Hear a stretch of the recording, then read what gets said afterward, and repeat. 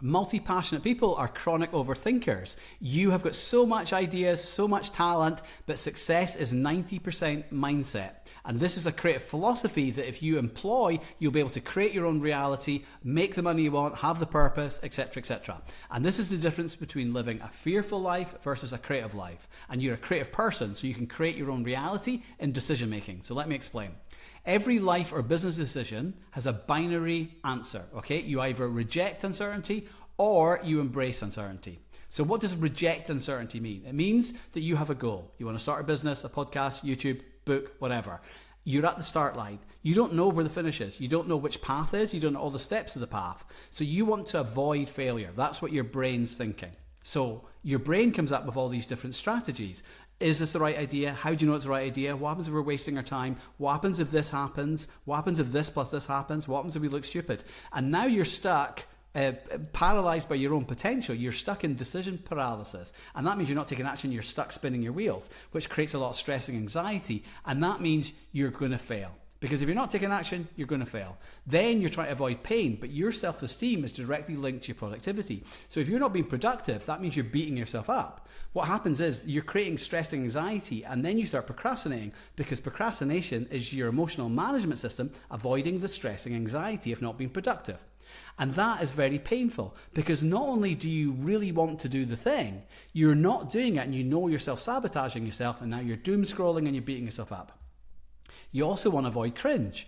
But when someone asks you, hey, what about that business or that podcast, that book you're always talking about, you're now going to lie to them because you feel so ashamed because you want to do the thing, you know you're talented enough to do the thing, you've got great ideas, you're so excited about doing the thing, but you're just not taking action and doing the thing because you're rejecting uncertainty. You're going to lie, and that's going to feel extremely cringy because you're going to feel really inauthentic.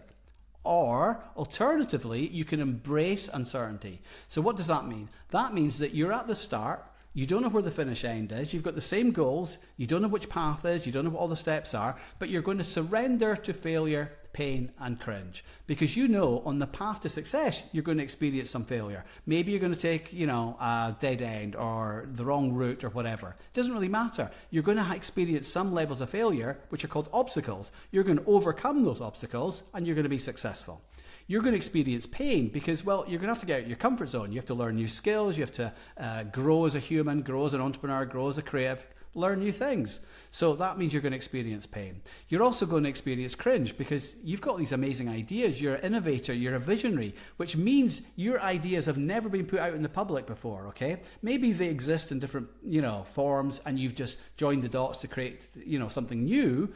But you're going to experience cringe because to have an impact, to build an audience, means in the beginning you're going to get tumbleweeds. You just accept that. To be successful, you have to experience cringe. So you're going to experience failure, you're going to experience pain, you're going to experience cringe, but you surrender to them, you accept them. And that's why in Buddhism they say pain is inevitable, suffering is optional.